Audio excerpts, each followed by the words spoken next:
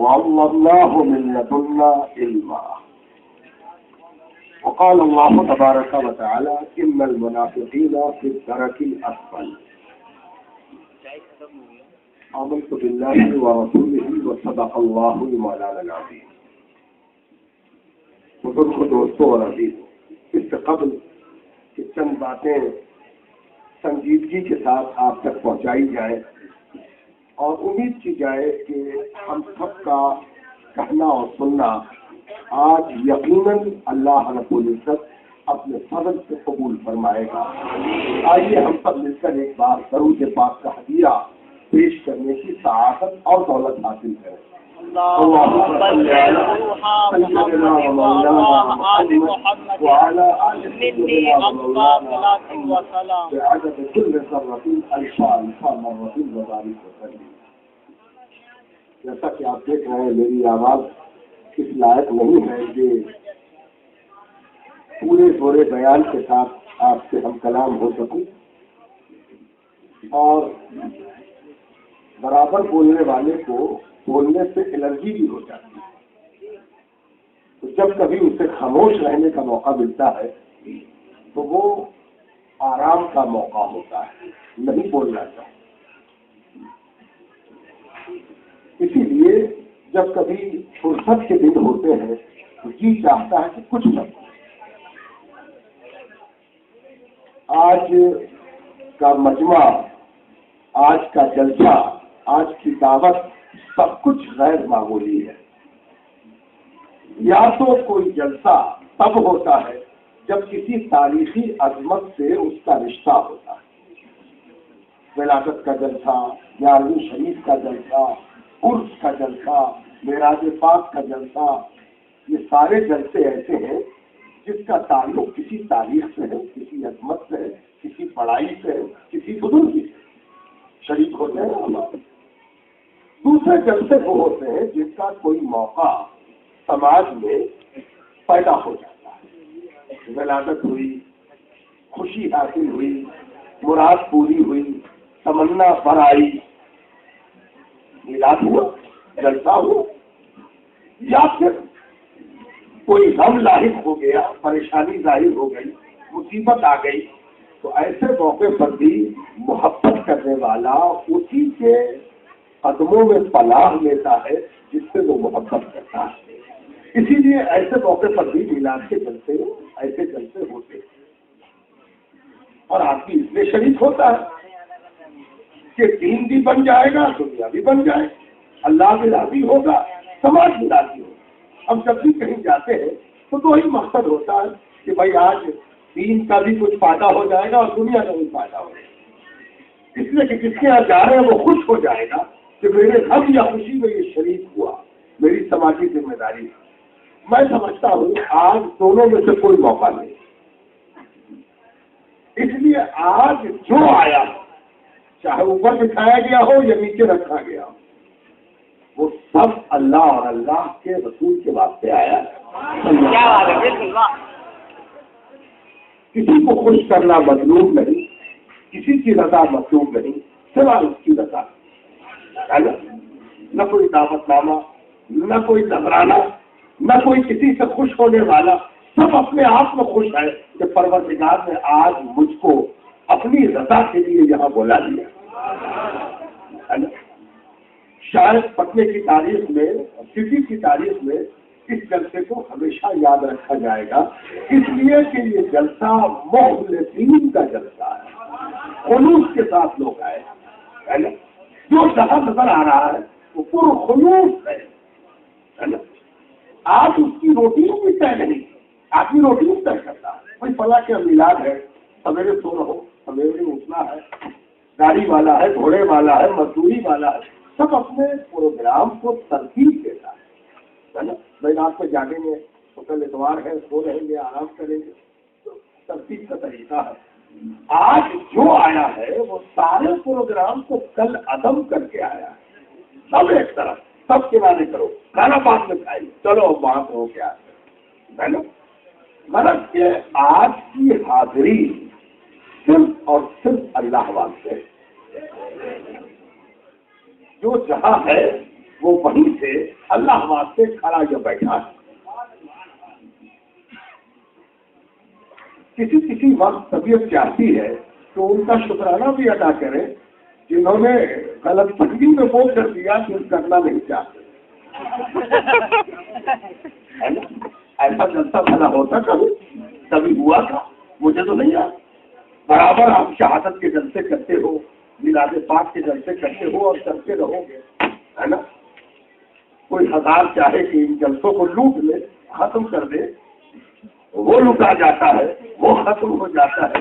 جلسے کو تو بقا ہے, لیکن ایسا جلسہ ایسا کیوں ہے؟ اس کی پہلی وجہ ہے آپ کا خلوص. ایک آدمی سچائی سے آیا, سچ کے لیے آیا, دل کی آواز پر آیا, کلیجے کی پکار پر آیا, ہے نا.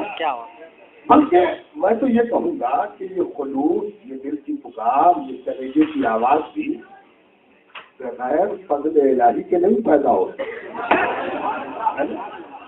بڑا بڑا پوسٹر چھپتا ہے, علماء کو بلایا جاتا ہے, یہاں کا پوسٹر نہ علماء کا نام, ہے نا.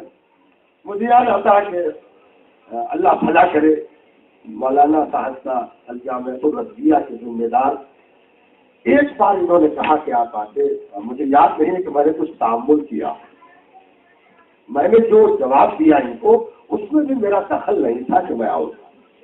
مجھ سے گویا جواب دلوایا گیا. میں اسٹیمیٹ کر رہا ہوں, اللہ تعالیٰ جب کوئی نعمت دے تو اس کو تولنا بھی چاہیے کہ میرے پتھرے اس کے آگے بیکار ہے کہ نہیں. تو آج کی حاضری کا پہلے تو سب آدمی شکرانہ ادا کرو کہ اللہ میرا شکر ہے, احسان ہے, کرم ہے کہ آج ہم صرف تیرے واسطے حاضر آئے اور تو نے ہم کو حاضر لایا, ہے نا. اب چند باتیں کا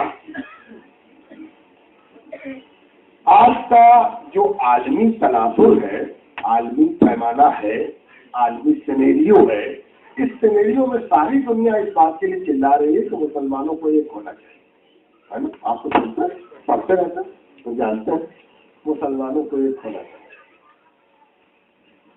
آج جو ہم لوگ کسی کے خلاف زبان کھول رہے ہیں, کیا پرسوں یہ بات نہ کی جاتی تو ہم کھولتے, یہ جلسہ ہوتا, کسی کے بارے میں کوئی تنقید ہوتی نہیں نہ ہوتی. اتنے لوگ دور سے چل کے آئے اور اتنے لوگ اپنے بستر اور آرام کو ترک کر کے یہاں آئے صرف اس لیے کہ ان کے دل میں کسی کے لیے اللہ واسطے نفرت پنپ گئی ہے, قدورت پنپ گئی ہے. یاد رکھو, نفرت اور قدورت بری چیز ہے, لیکن اللہ واسطے پیدا ہو تو کار ثواب ہے. نفرت بری چیز ہے, قدورت بری چیز ہے, لیکن یہی اگر للہ فی اللہ ہو جائے تو ایک بڑی عبادت ہے, اس سے بڑی کوئی عبادت نہیں. اگر موقع نفرت کا ہو اور نفرت پیدا نہ ہو تو سمجھ لو کہ بیروبی ہی بیروبی ہے نا. تو آج اتحاد اسلامیہ کو, اتفاق اسلامیہ کو, آپس کے میل کو توڑنے والا کون ہے؟ کس نے اس کو توڑ دیا؟ کس نے اس پر سمیتا لگا دیا؟ کس نے سب کو ٹکڑے ٹکڑے کر دیا؟ آج کیوں ہم مڑ مڑ کے دیکھ رہے ہیں کہ وہ کون بدصورت ہے جس کی صورت پر ہم دھوکہ کھا رہے ہیں؟ یہ کیسے ہوا, کیوں کر ہوا, اس کے بارے میں جب غور کریں گے تو آپ کو ان لوگوں کا چہرہ آیا ہوگا, نمایاں ہوگا, صاف ہوگا, جو کبھی نہیں چاہتے کہ مسلمانوں میں اتحاد ہو. اتفاق, یہ دشمن ہے, ان کا کام ہی یہی ہے کہ یہ فلیتا لگاتے رہتے ہیں اور مسلمانوں کو توڑتے رہتے ہیں, ورغلاتے رہتے ہیں, ہے نا. اب ایک خاص بات میں آپ سے کہنا چاہتا ہوں پورے اسٹیج کے خلاف.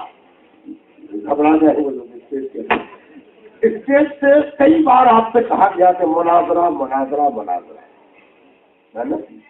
مناظرہ, بحث, جدل, دلیل, تقریر, ہے نا, ڈبیٹ, مناظرہ,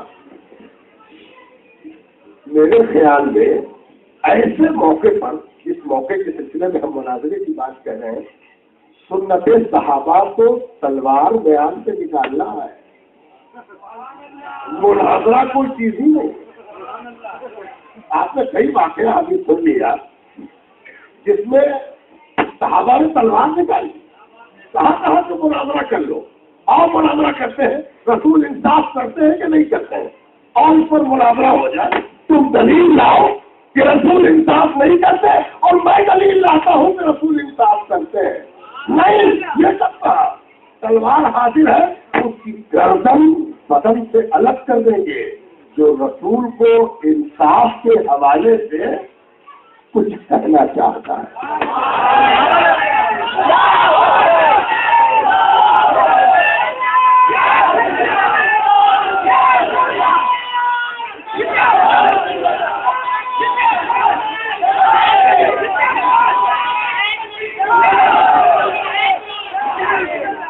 ایسے دشمن مناظروں کی اوٹ لیتے ہیں، ایسے دشمن مناظروں کی اوٹ لیتے ہیں، ان کو تو چاہیے ہی کہ مناظرہ ہو جائے، ہے نا؟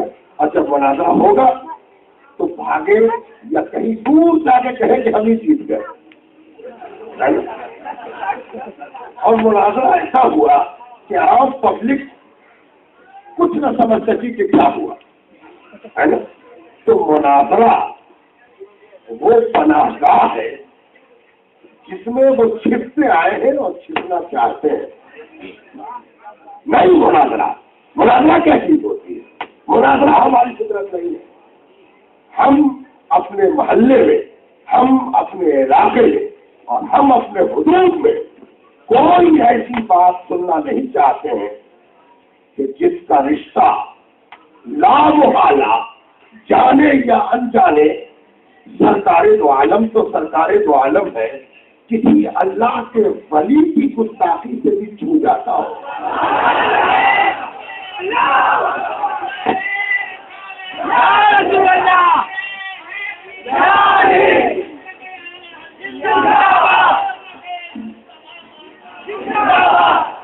میری گلی میں جس شہید کا مزار ہے، کوئی اس کی طرف آنکھ ٹیڑھی کر کے دیکھ لے تو میں اسے بتاؤں کہ جائے کہ رسول پاک صلی اللہ علیہ وآلہ وسلم جو غلاموں کی قدر نہیں کرتا وہ مولا کی کیا قدر کرے؟